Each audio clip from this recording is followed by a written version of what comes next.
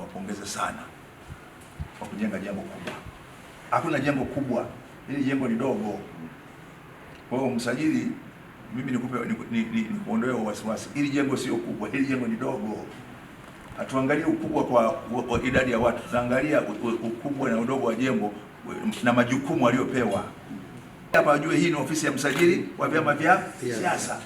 Ofisi ya msajili wa vyama vya siasa ni ofisi muhimu sana, ni moja ya taasisi muhimu sana katika kukuza na kusimamia demokrasi.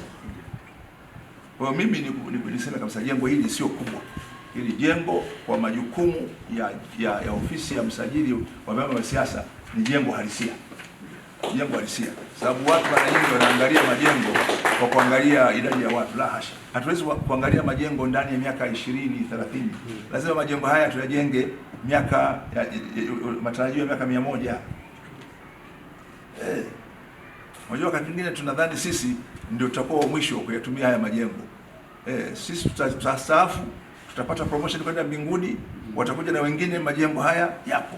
Mimi kwanza niwapongeze kwa kujenga jengo lenye hadhi ya ofisi ya msajili wa vyama vya siasa.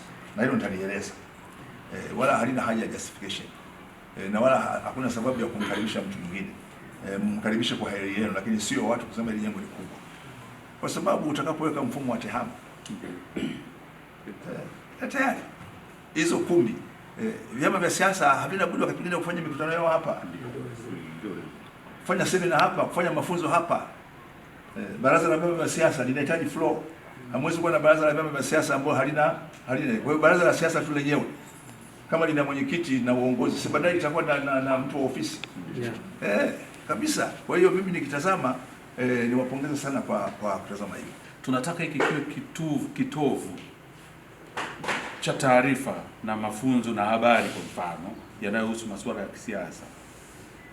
Katika mfumo wetu wa ofisi ya msajili, hujasikia tukikutajia huyu ni political scientist, wakati tunahitaji sana kuwa na political scientist ambao ndio wanatusaidia kuchakata na kutoa maazimio au mapendekezo kutokana na mwongozo wa mambo yanavyokwenda kisiasa. Tunahitaji hao watu.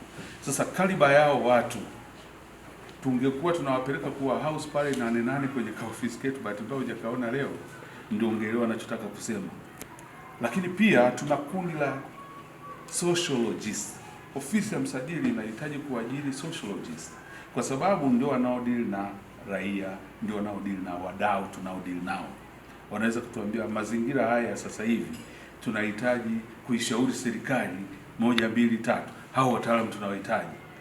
Lakini taasisi hii ikiwa kama kitovu cha masuala ya kisiasa, kwa mfano, tunahitaji researchers ambao wanatakiwa wana research jambo kabla tujaenda kuishauri serikali. Jambo ambalo limekuwa research, tunapenda kutumia neno la Kiingereza nasema we need to be giving informed advice, informed opinions.